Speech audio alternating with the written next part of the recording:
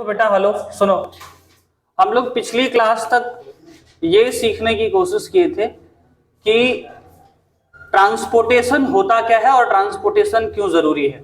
मैंने कहा था जिस तरह से हमारे प्रैक्टिकल लाइफ में ट्रांसपोर्टेशन का इंपॉर्टेंस है, यानी कि ट्रांसपोर्टेशन हमारे लाइफ में क्या करता है, एक जगह से सामान को दूसरे जगह पहुंचाता है ताकि जिस व्यक्ति विशेष को उसकी जरूरत है उसको क्या किया जा सके, मिल सके।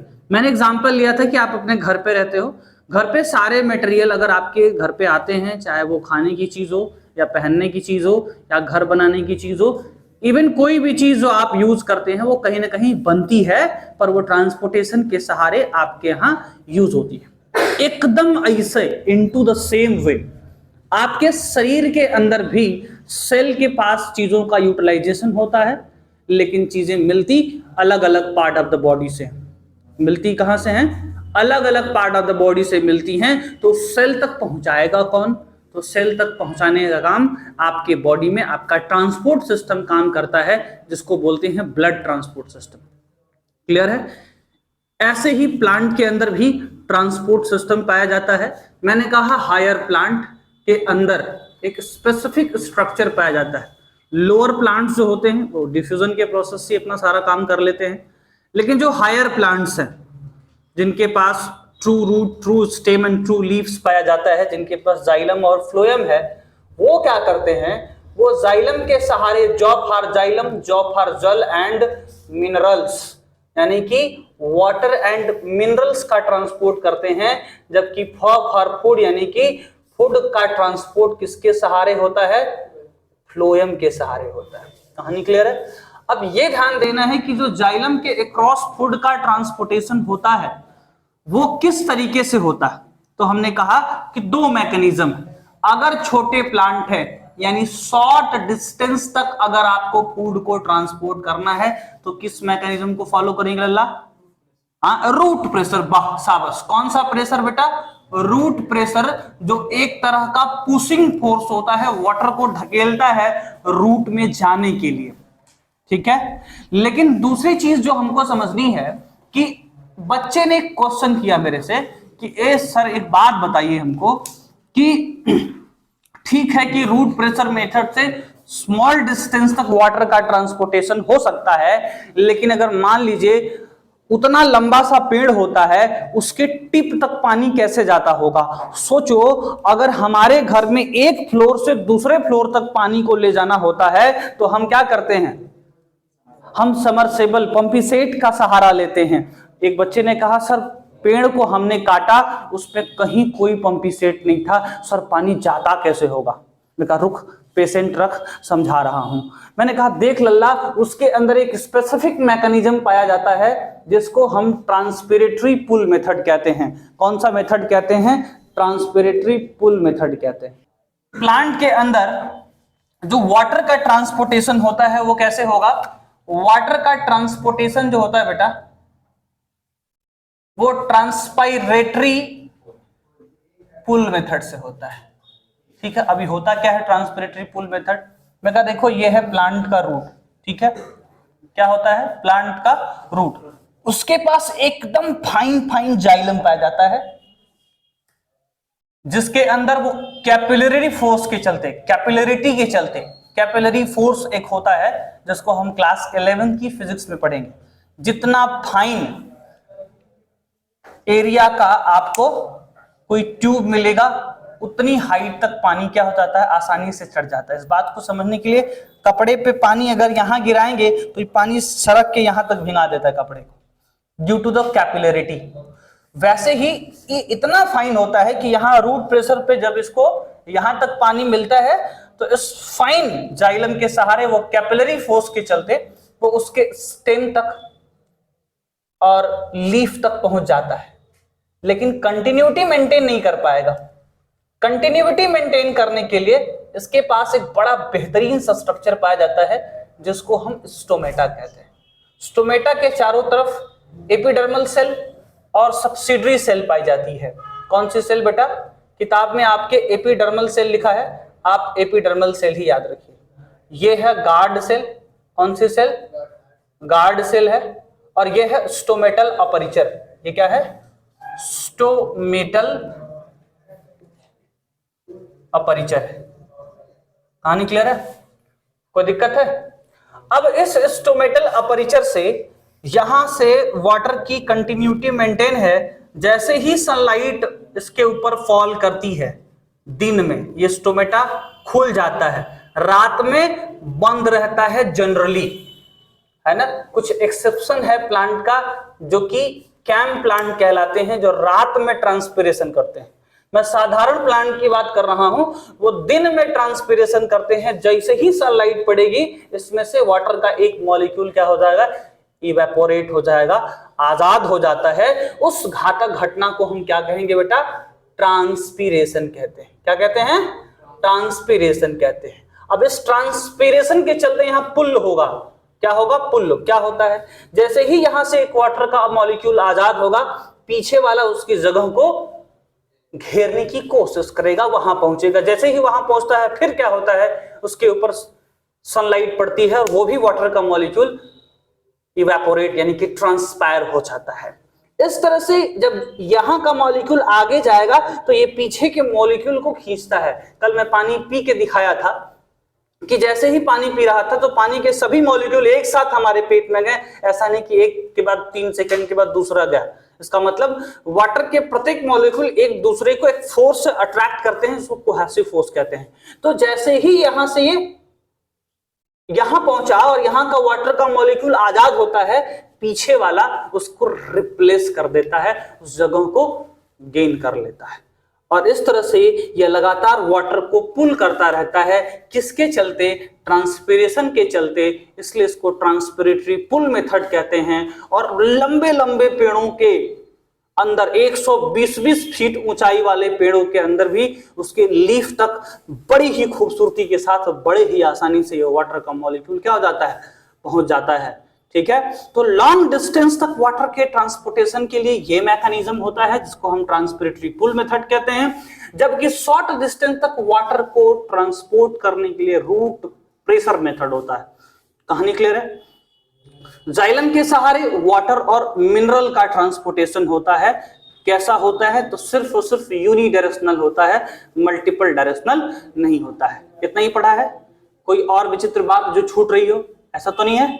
चलो, अब इतनी बात अगर हम जाइलम के बारे में जाने तो अब उसके बाद हम लोगों ने किसके बारे में जाना? फ्लोएम के बारे में जाना। किसके बारे में जाना बेटा? फ्लोएम। क्या होता है फ्लोएम? तो भैया फॉर फ्लोएम, फॉर फूड। तो फ्लोएम के थ्रू किसका ट्रांसपोर्टेशन होता है बेटा? फूड का ट्रांसपोर्टेशन होता है। फ्लोएम के थ्रू किसका ट्रांसपोर्टेशन होगा? फूड का ट्रांसपोर्टेशन होता है। जिस मैकेनिज्म से ट्रांसपोर्ट होता है उसको बोलते हैं ट्रांसलोकेशन। क्या बोलते हैं बेटा? ट्रांसलोकेशन। जैसा कि हम जानते हैं कि अगर प्लांट का स्टेम को ऑब्जर्व करें तो उसके पास क्या पाया जाता है? लीव्स पाई जाती है। Leaves is known as a kitchen of cell. बोलो भैया, लीव्स को किचन ऑफ प्लांट सेल कहते हैं। यहां वो फोटोसिंथेसिस की घटना को अंजाम देगा। क्या करेगा? फोटोसिंथेसिस करता है। और फोटोसिंथेसिस करके बनाएगा क्या बेटा? ग्लूकोज बनाता है। ग्लूकोज बना लेगा तो उसको स्टार्च के फॉर्म में क्या करता है? स्टोर करता है। और ट्रांसपोर्ट किसके फॉर्म में करेगा? सुक्रोज के फॉर्म में ये ट्रांसपोर्ट करेगा। ठीक है, क्लियर है? और एक मजेदार बात ये कि ये जो फूड का ट्रांसपोर्टेशन होता है वो यूनिडायरेक्शनल नहीं, मल्टीपल डायरेक्शनल होता है। हर दिशा में फूड का ट्रांसपोर्ट होता है। घर में एक आदमी कमाता है पर खाता सभी है। वैसे ही प्लांट में बनाता भले ही लीफ है पर खाता सब का सब है। कहानी क्लियर है? बोलो अल्लाह। समझ में आ रहा है? तो इसका मतलब कि हमने कहा कि फूड का ट्रांसपोर्टेशन जिस स्ट्रक्चर से होता है उसको बोलते हैं फ्लोएम। जिस मैकेनिज्म से होगा उसको बोलेंगे ट्रांसलोकेशन। और फूड बनता कहां है? लीव्स में। सभी दिशा में ट्रांसपोर्ट होता है, इसलिए लिखेंगे कि मल्टीपल डायरेक्शन में क्या होता है? मल्टीपल डायरेक्शन में ट्रांसपोर्ट होता है। अगर इतनी सारी भयावह बातें आप सभी विचित्र प्राणियों को समझ में आई हो तो आप आगे बढ़ने की कोशिश करते हैं बेटा। हमने कहा कि कैसे इसमें फूड लोड होता हो। मैंने कहा कि देखो ये है फ्लोएम। फ्लोएम के अंदर जब सुक्रोज इंटर करता है तो इंटर करने में भी एटीपी लगता है और निकलने में भी एटीपी लगता है। इस बात को समझने के लिए थोड़ा सा हम एक एग्जांपल लेते हैं।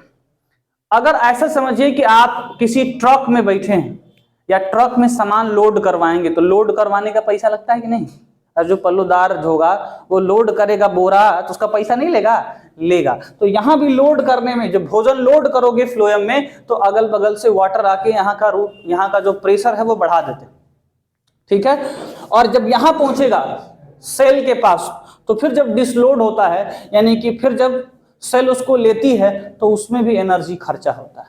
इसलिए लोडिंग और डिसलोडिंग दोनों, अरे भाई जब ट्रक से सामान उतारोगे तो पैसा नहीं लगेगा, अपने थोड़ी ना उतारोगे। मान लो 5000 बोरा है, 500 बोरा है कोई सामान, तो 500 बोरा अपने उतार लोगे? नहीं, 4-5 लोगों को पकड़ोगे, उसका पैसा दोगे, तो उतारने में भी पैसा लगा और चढ़ाने में भी पैसा लगा। वैसे ही फ्लोएम में जब आप फूड को भेजोगे या निकालोगे तो एनर्जी कंज्यूम होता है। अच्छा, जैसे ही फूड इसमें जाता है, यहाँ क्या क्रिएट होता है सर? प्रेशर ग्रेडियंट क्रिएट होता है। इसके बारे में बहुत डिटेल में हम हायर क्लासेस में पढ़ाएंगे। इतना बहुत है कि प्रेशर ग्रेडियंट से क्या होता है, ये जो फूड का मॉलिक्यूल है वो यहां से जहां तक उसको जाना है वहां पहुंच जाता है। तो ये पूरा तरीका रहा प्लांट के अंदर फूड के ट्रांसपोर्टेशन का, और ऊपर अभी थोड़ी देर पहले हमने वाटर के ट्रांसपोर्टेशन के बारे में बताया। आगे बढ़े, अब उसके बाद हमको पढ़ना है ट्रांसपोर्टेशन इनटू द एनिमल। सब रिकॉर्डेड है, आपको मिल जाएगा सामने। आगे बढ़ो, अब क्या सीखना है हमको? Transportation into the animal.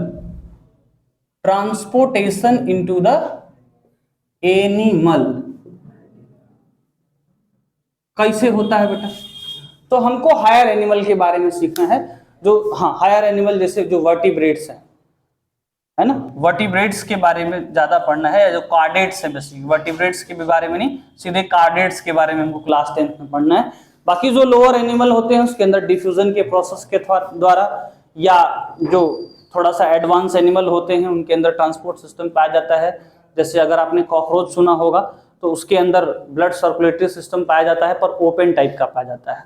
आपने अगर अर्थवर्म सुना होगा तो उसके पास क्या होता है, close type of circulatory system हमारे ही जैसा पाया जाता है, पर उतना एडवांस नहीं होता। ठीक है, हमको क्लास 10th लेवल पे जिसके बारे में पढ़ना है वो कार्डेट्स के बारे में पढ़ना है। क्लास 9th में हमने आपको पढ़ाया था कि कार्डेटा को जितना जरूरत है हम उतना सीखेंगे, ज्यादा परेशान होने की जरूरत नहीं। हमने कहा कि ट्रांसपोर्टेशन इनटू द एनिमल की बात करेंगे, तो एनिमल में हम उस एनिमल के बारे में सीखना है जो कि कार्डेट्स कहलाते हैं। ठीक है, कहानी क्लियर है? अब जो कार्डेटा है उसको 3 भागों में बांटा गया, यूरोकार्डेटा, सिफेलोकार्डेटा एंड वर्टिब्रेटा। मुझे वास्तव में जो डिटेल में पढ़ना है वो वर्टिब्रेट्स के बारे में पढ़ना है। ठीक है, वर्टिब्रेट्स में एक के पास बियर जॉ और एक होता है लैक जॉ। लैक जॉ मतलब जिसके पास जबड़ा नहीं होता है, अब बियर जा जिसके पास जबड़ा होता है। बियर जा वालों को 2 भागों में बांटा जाता है, एक होता है पीसेस और एक होता है टेटरापोडा। कहानी क्लियर है? ठीक है, समझ में आ रहा है? हमने कहा कि पूरे अगर एनिमल्स को समझा जाए, पूरे एनिमल को हम लोगों ने 9th में पढ़ा था, 11 भागों में बांटा था। बायोडाइवर्सिटी जब पढ़ा होगा तब 11 भागों में से एक भाग उसमें क्या था, कार्डेटा था। कार्डेटा मतलब जिसके पास क्या पाया जाता, नोटोकार्ड पाया जाता है। कार्डेटा में भी एडवांसमेंट आया तो उसमें यूरोकार्डेटा, सिफेलोकार्डेटा, मेन हम क्या है वर्टिब्रेटा के बारे में जाने। वर्टिब्रेट्स में 2 है, एक बियर जा और एक लैक जा। बियर जा मतलब जोने के पास जबड़ा होता है, और लैक जा मतलब जिसके पास जबड़ा नहीं, मुंह सुई जैसा होगा। ठीक है, जिसका मुंह सुई जैसा होगा उसके पास जबड़ा नहीं है, वो हो गया लैक जा। अब बियर जा में क्या है, 2 हिस्सा बांटेंगे, पीसेस एंड टेट्रापोडा। ठीक है, पीसेस में मछलियां आ जाती हैं और टेट्रापोडा में आएंगे 4। कौन कौन वो 4 होंगे बेटा? ध्यान से देखिए, चारों पे विचार करते हैं। तो पहला होगा कौन सा बताओ? पहला रहता है एम्फीबिया। पहला क्या होता है? एम्फीबिया। दूसरा होता है रेप्टाइल। दूसरा कौन होता है? और तीसरा होता है एबीज, और चौथा होता है मैमेलिया। ये 4 होते हैं, ठीक है। कौन कौन से? एम्फीबिया, उसके बाद कौन? रेप्टाइल, एबीज और मैमिलिया। एम्फीबिया मतलब मेढक और सैलेमेंडर का जो सैलेमेंडर एक होता है लिम्बलेस एम्फीबिया, उसके पास हाथ पैर नहीं होते हैं, ठीक है। हाँ, लेकिन हम लोग कॉमन एग्जांपल मेढक देख करके आते हैं। रेप्टिलिया में सांप हो गया, स्नेक, ठीक है। और सांप के अलावा लिजर्ड और गिरगिटावन, देखे हो गिरगिटावन, वो भी क्या है? एक तरह का रेप्टाइल है। और बताओ रेप्टाइल, अरे वो लिजर्ड के अलावा वो देखे हो मगरमच्छ, क्रोकोडाइल और एलिगेटर, वो भी क्या है? वो भी एक तरह का रेप्टाइल्स। तो ये सारे रेप्टाइल हैं। एबीज मतलब बर्ड और मैमल्स मतलब मैमल्स, ठीक है। ये सारे के सारे लोग क्या है भैया? मैमल्स मतलब होता है जो लोग मिल्क लेइंग एनिमल होते हैं उन्हें मैमल्स कहते हैं, ठीक है। कोई दिक्कत है? हाँ बेटा, एबीज मतलब बर्ड्स और मैमल्स मतलब मिल्क लेइंग एनिमल, गाय, भैंस, घोड़ा, गधा। घोड़ा मतलब घोड़ा का पत्नी, घोड़ी, ठीक है। तो जितने फीमेल्स होती हैं वो क्या करती हैं? मिल्क लेइंग होती हैं, उन्हें मैमल्स कहते हैं, ठीक है। कहानी क्लियर है? अब चलिए हम यहां से स्टार्ट करेंगे फिशेस से, उसके अंदर ट्रांसपोर्टेशन कैसे होता है। हमने कहा था फिशेस के पास 2 चेंबर हार्ट पाया जाता है। कितना चेंबर हार्ट पाया जाता है बेटा? 2 चेंबर। 2 चेंबर मतलब 2 चेंबर, ठीक है। अच्छा, इसमें होता क्या है? इसमें इसके बॉडी पार्ट से, कहां से? बॉडी पार्ट से ऐसा ब्लड जिसमें ऑक्सीजन की कमी होती है वो पहुंचता है इसके हार्ट को। हार्ट ब्लड को जब पंप करेगा तो वो जाएगा गिल्स में, और गिल्स क्या है? हमारा मुंह है ना, इसमें से पानी जैसे जाए इधर यहां से निकलने लगे।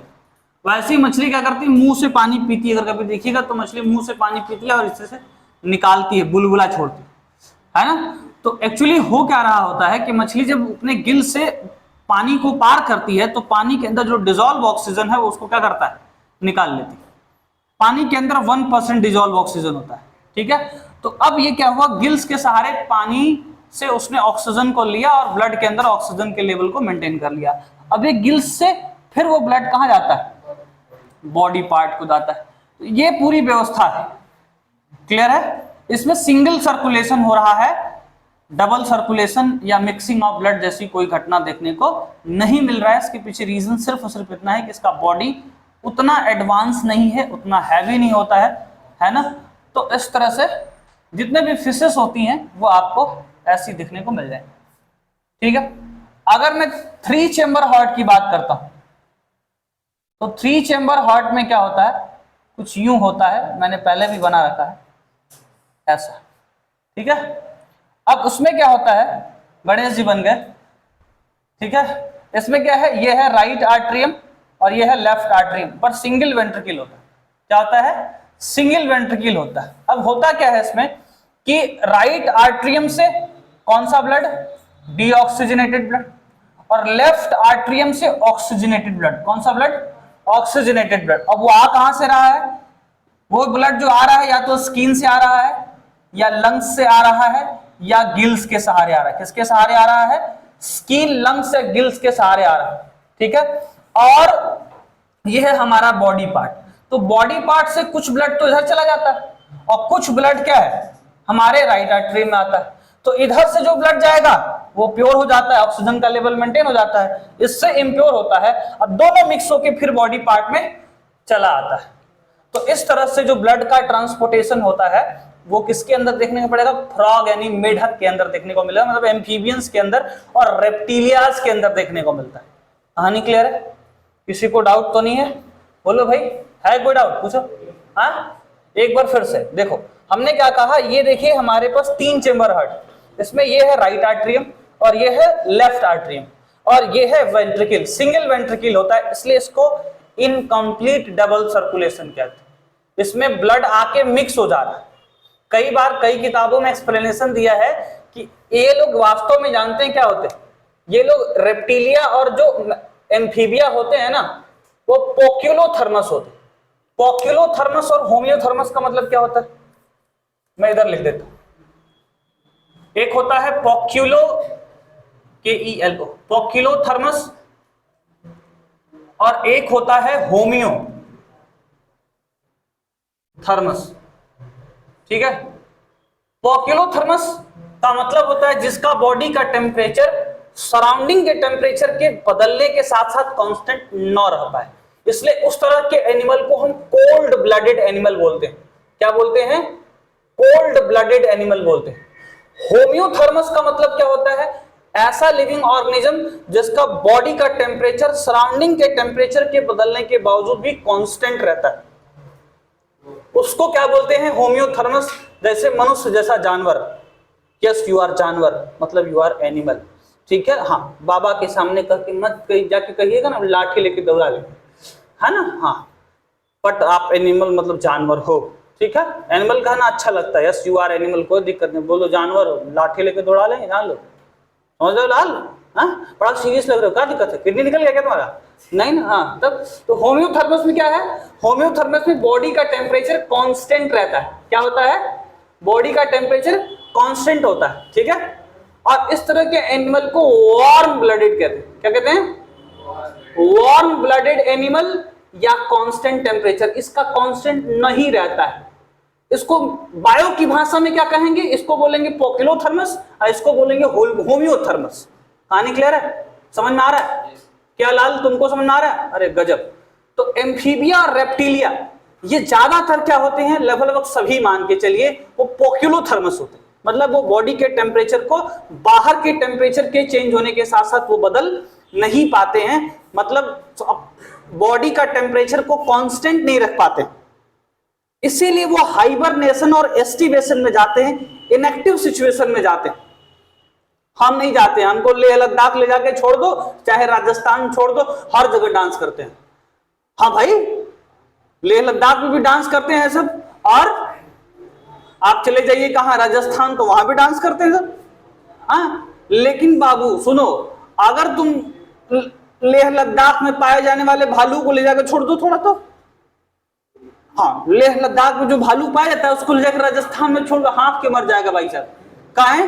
क्योंकि भालू जो होता है वो अपने बॉडी के टेम्परेचर को कांस्टेंट नहीं रख पाता है, भले ही मैमल्स है, तो वो भी हाइबरनेशन एस्टिवेशन में जाता है।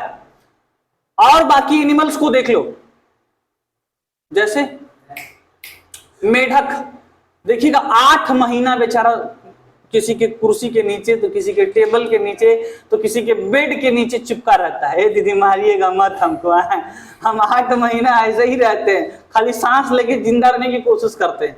हाँ भाई, देखो गजब, तो देख रही बच्चा जमीन से जुड़ा हुआ है, समझ में आ रहा है? तो ये पूरी कहानी है, कोई दिक्कत नहीं है। तो 2 चेंबर हार्ट हो गया और 3 चेंबर हार्ट हो गया, किसी को डाउट नहीं है ना? ओके, तो ट्रांसपोर्टेशन इनटू द एनिमल में हमने सीखा कि भैया देखो, हमको जो बेसिकली हमारे क्लास 10th के लेवल पे जो सीखना है वो वास्तव में जो कार्डेट्स होते हैं उन्हीं के बारे में जाने। कार्डेट्स में यूरोकार्डेटा, सिफेलोकार्डेटा थोड़ा एडवांस है, उसको नहीं पढ़ना है। वर्टिब्रेट्स में जो लैक जा होते हैं उनको भी नहीं पढ़ना, बियर जा वालों से मतलब है। वास्तव में हम ये इसलिए पढ़ा रहे हैं क्योंकि हम लोग क्लास 9th में डाइवर्सिटी में सीखा है और 11th में फिर सीखेंगे, तो क्यों ना एक सिस्टमेटिक वे में समझा जाए। तो हमने कहा देखो भैया, पीसेज मतलब मछलियां, मछलियों के पास कैसा 2 चेंबर हार्ट, और टेट्रापोडा में एम्फीबिया और रेप्टिलिया के पास गणेश भगवान जैसा हार्ट, मतलब 3 चेंबर हार्ट, ठीक है। यानी इनके अंदर इनकम्प्लीट डबल सर्कुलेशन होता है, उसके चलते भी ये लोग पोकिलोथर्मस होते हैं, अपने बॉडी के टेम्परेचर को कांस्टेंट नहीं रख पाते। कहानी क्लियर है? अगला देखिए, अगला 4 चेंबर हार्ट, सबसे मजेदार, सबसे अलग, सबसे जुदा, इसको मिला रहे। चलिए देखिए, सब रिकॉर्डेड है, आपको मिल जाएगा, no need to worry about that, बार बार कह रहा हूं। चलिए अब देखो बेटा, 4 चेंबर हार्ट, चलो देखो भैया जल्दी जल्दी। अगर हम 4 चेंबर हार्ट की बात करते हैं तो फिर बनाएंगे गणेश भगवान, लेकिन इस बार थोड़ा अलग बनाएं। अच्छा, ऐसा वास्तव में हार्ट हमारा होता नहीं है, आपका दिल थोड़ा खुश हो जाए देख के, इसलिए हम ऐसा बना दे रहे हैं। 1 मिनट, ये ऐसे हो गया, ये वाला थोड़ा बड़ा, ठीक है, कोई दिक्कत, और इसमें से बीच में इसको फाड़ देते, ठीक। तो अब यहां हमको ट्राइकस्पिड और यहां हमको बाइकस्पिड वॉल्व मिलता है, ठीक है। जो ट्राइकस्पिड वॉल्व होता है उसमें 3 लेयर होते हैं, और बाइकस्पिड वॉल्व में कस्प मतलब ऐसे होता है फटका की तरह बंद हो जाता है, फिर खुल जाएगा, फिर बंद हो जाएगा, फिर खुल जाएगा। बात समझ में आ रहा है? तो इसमें 3 को फटका होता है, इसमें 2 ये को होता है, बस इतना ही समझना है। ठीक है, तो इधर देखो, ये है राइट आर्टरियम, ये है लेफ्ट आर्टरियम, ये है राइट वेंट्रिकल और ये क्या है बेटा, left ventricle. It is the सबसे इट इज द सबसे बड़ा part of the heart. Ventricles का जो दीवार होता है वो ज्यादा ताकतवर होता है क्योंकि उसको ब्लड को पंप करना होता है। ठीक है, अब हम वास्तव में क्या सीखने वाले हैं कि हमारे बॉडी, हमारे मतलब हम आदमी, पता है ना आप लोगों को, हम इंसान, ठीक है, हाँ। तो इंसान जो है वो क्या है, उसके शरीर में खून कैसे बहता है वो जान रहे हैं। ठीक है, जान लो, अभी तक जाने नहीं होगी जीवन में कभी। तो देखो, ये है हमारा बॉडी पार्ट। अब बॉडी पार्ट में क्या है, एगो इसके नीचे, इसके सीने के नीचे उसका खून जो इकट्ठा करता है उसका नाम है इंफीरियर वेना कावा। कौन बेटा, तो इंफीरियर वेना कावा मतलब वेन्स हैं बेसिकली। सबसे मोटी वेन का नाम होता है वेना कावा और सबसे मोटी आर्टरी का ही का होता है। आर्टरी वेन क्या होता है, आर्टरी वेन वो पाइप है जिसके सहारे हमारे ब्लड में, हमारे शरीर में ब्लड बहता है। ब्लड में शरीर नहीं बहता, हमारे शरीर में ब्लड बहता है। ठीक है, किसके सहारे, आर्टरी और वेन वो पाइप है जिसके सहारे हमारे शरीर में ब्लड बहता है। ठीक है, जितनी आर्टरी होती है, आगे चल के हम समझाएंगे, अभी समझाएंगे थोड़ी देर में, कि जितनी आर्टरी होती है उसका काम खून सप्लाई करना होता है और जितनी वेन होती है उनका काम क्या होता है, खून को कलेक्ट करना होता है। आर्टरी क्या करेगी, ब्लड को सप्लाई करेगी और वेन क्या करेगा, ब्लड को कलेक्ट करेगा। समझ में आ रहा है, कोई दिक्कत लल्ला, हेलो, कोई दिक्कत नहीं है, हाँ ध्यान दो। तो बॉडी पार्ट से खून किसके सहारे, इंफीरियर वेना कावा के सहारे। याद रहे तो ठीक है, नहीं याद रहे तो ढोलक बजाओ। किसके सहारे, इंफीरियर वेना कावा के सहारे शरीर के निचले हिस्से से सारा खून राइट आर्टरी को जाता है। और ये कैसा होगा, बॉडी पार्ट जो है वो तो सारा ऑक्सीजन ले चुका है, हमारा जो ब्लड है वो भिखमंगा हो चुका है, उसमें ऑक्सीजन का लेवल कम और CO2 का लेवल ज्यादा हो गया है। तो इसमें से डीऑक्सीजनेटेड ब्लड किसके सहारे, वेन्स के सहारे राइट आर्टरियम को जाते। कैसे जाते हैं अभी समझाते हैं, पहले पाथ समझा ले। तो राइट आर्टरियम से जब ये थोड़ा भर जाएगा, ये भर जाएगा तो इसमें से बिना इसके कंट्रैक्शन के 70% ब्लड ऐसे ही चला आता है। कितना परसेंट, 70%। और उसके बाद जब ये कॉन्ट्रैक्ट करेगा तो 30% और चलाएगा और 30% और चलाएगा तो इसके ऊपर, इसके दिवलवा पे प्रेशर डालता है तो ई वाल्व क्या हो जाएगा, बंद होता है। एकदम ऐसा इधर भी होता है। प्रथम जो थोड़ा सा राइट वेंट्रिकल से खून कहां जाएगा, लंग्स को, लंग्स नहीं लंग्स को, कहां जाएगा बेटा, दिख रहा है कि नहीं तुम लोगों को जी, हाँ दिख रहा है। तो लंग्स के बाद कहां जाएगा, लेफ्ट आर्टरियम को जाएगा। अब ध्यान दीजिएगा, यहां मामला घबरा गया। ये वेन है जो ब्लड को क्या कर रही है, कलेक्ट कर रही है, ये वैलिड है इसके, इसमें वॉल्व पाया है। और ये आर्टरी है जो ब्लड को सप्लाई कर रही है, किसको, लंग्स को। लंग्स के लिए बायोलॉजिकल टर्म यूज किया जाता है पल्मोनरी। क्या यूज किया जाएगा, पल्मोनरी। इसीलिए इसका नाम हो जाएगा पीए। पीए मतलब पल्मोनरी आर्टरी और इसका नाम क्या हो जाएगा, पीवी, पल्मोनरी वेन। कहानी क्लियर है। अच्छा, पल्मोनरी वेन के सहारे खून लेफ्ट आर्टरियम में आया, लेफ्ट आर्टरियम से लेफ्ट वेंट्रिकल में आएगा और फिर लेफ्ट वेंट्रिकल से बॉडी पार्ट को चला जाएगा। कहानी क्लियर बेटा। इस वाले हिस्से में कौन सा ब्लड बहता है भूल जाओ तो ये क्या है, ये हम याद करेंगे, लेफ्ट सेक्शन है और ये कौन सा है, राइट सेक्शन है। ऐसे ही हमने हार्ट बना रखा है, इसमें तो कोई कंफ्यूजन नहीं है ना। हाँ, ये नहीं कि हमको देखोगे तो समझ में आएगा, अपने को देखोगे तो गबड़ा जाएगा। हमारा ये वाला लेफ्ट है और ये वाला राइट।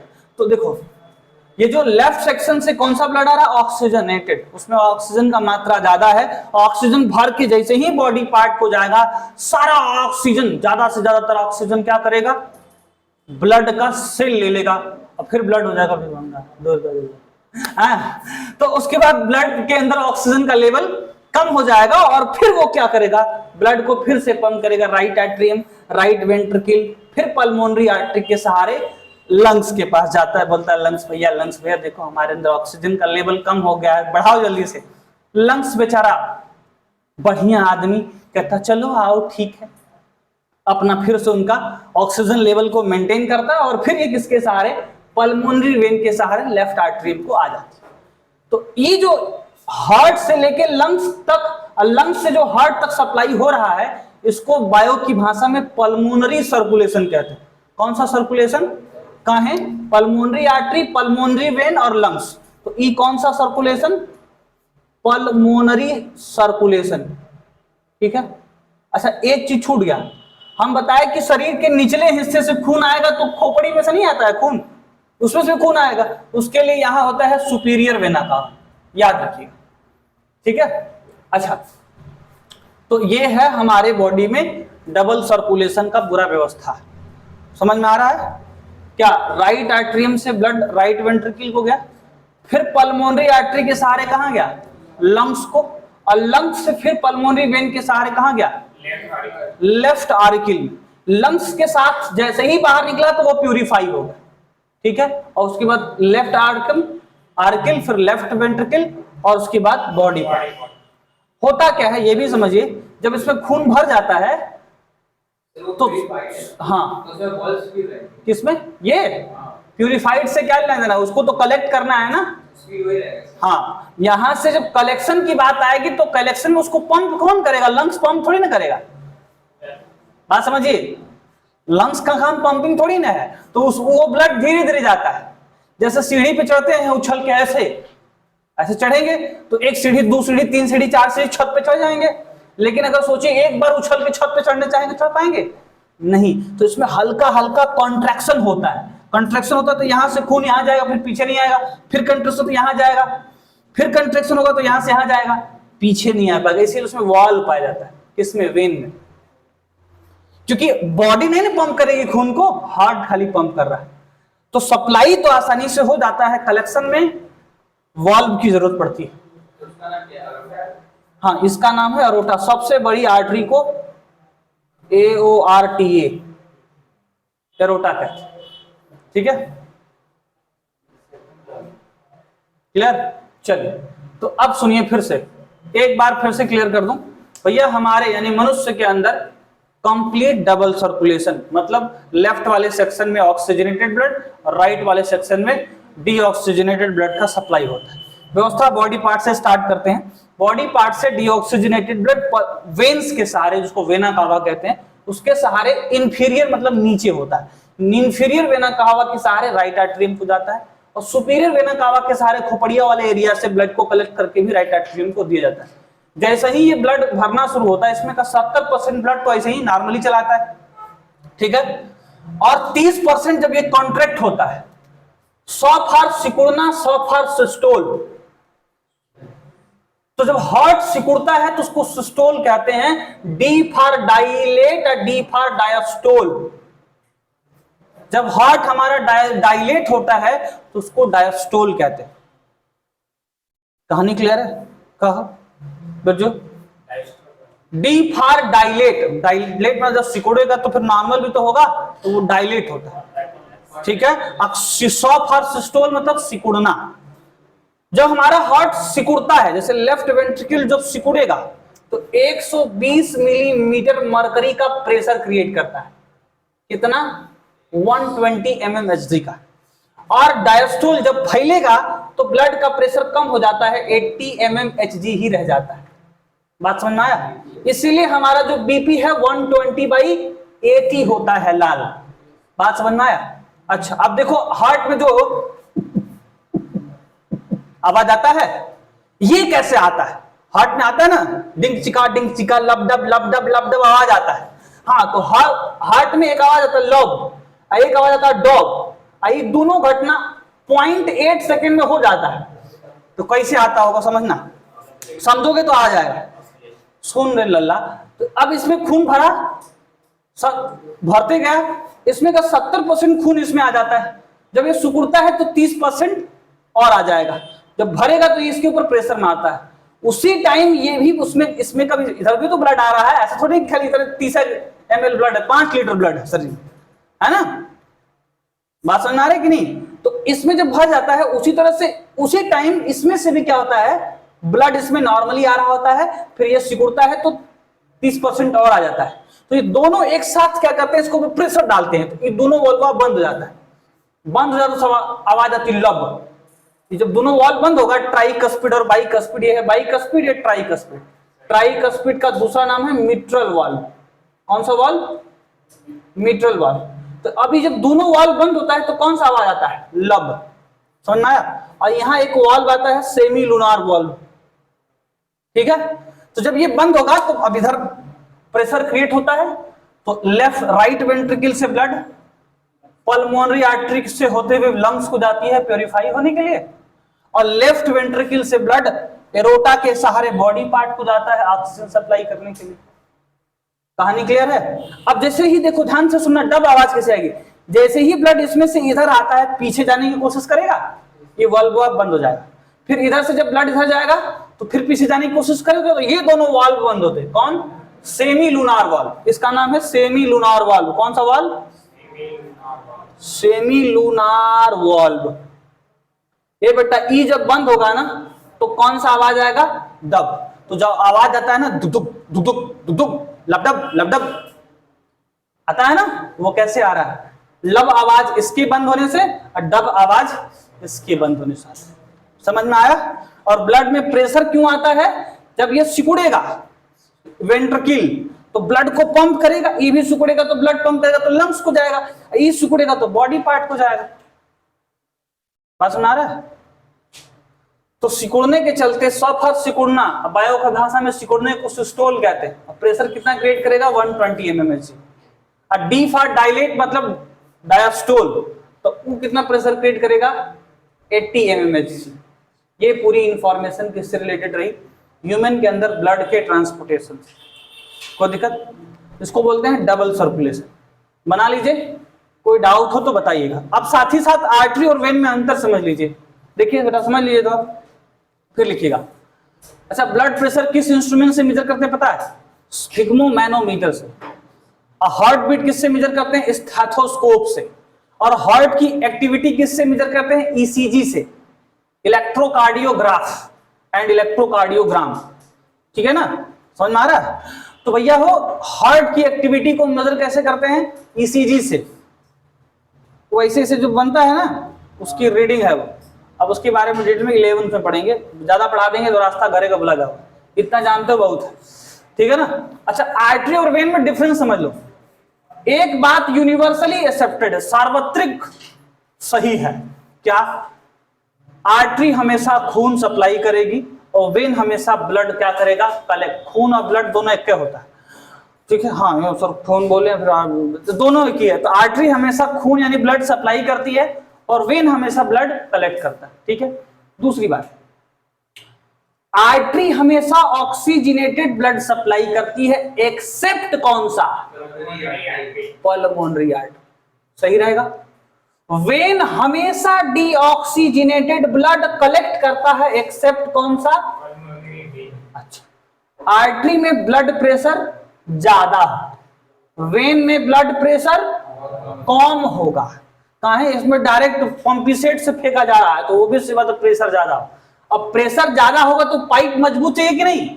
इसलिए आर्टरी की जो दीवार होती है वो मोटी होती है। ध्यान दीजिएगा, आर्टरी की दीवार क्या होती है? मोटी होती है, और उसका जो ल्यूमेन होता है वो नैरो होता है। ल्यूमेन और वाल में समझ में आ रहा है कि नहीं? ल्यूमेन मतलब उसके बीच का जगह वो पतला होता है, अब दीवार खूब मोटी, बढ़िया पाइप होगा। सस्ता पाइप लिया है तो फट जाएगा। बात सुना रहे कि नहीं? पंपी सेट से अगर पानी भरना है खेत में, सस्ता पाइप लिया है, पता चला इधर से पानी गया उधर फट गया, दूसरे खेत में चला गया। हाँ, समझ रहे हो कि नहीं? इसलिए आर्टरी का जो दीवार है वो मोटी होनी चाहिए, ठीक है? और उसका जो ल्यूमेन है वो नैरो होता है। वेन का जो दीवार है वो पतली होती है और ल्यूमेन थोड़ा वाइडर होता है, ठीक है?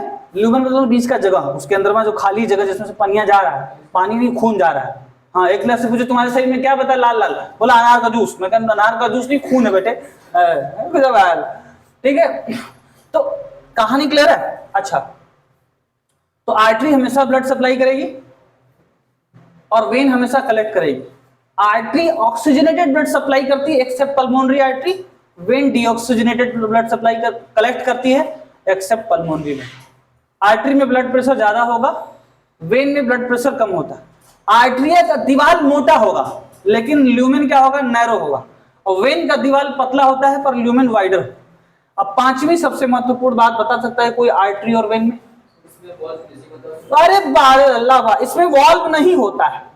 क्यों नहीं होता है? इसको ढकेलने वाला कोई है, और इसमें वॉल्व पाया जाता है। तो valve is present into the when, but artery में वॉल्व नहीं पाया जाता। कोई दिक्कत, कोई परेशानी? तो बेटा ये रहा डबल सर्कुलेशन और आर्टरी और वेन में अंतर। आर्टरी और वेन वो पाइप है जिसके सहारे ह्यूमन के अंदर ब्लड ट्रांसपोर्ट होता है। किसी को डाउट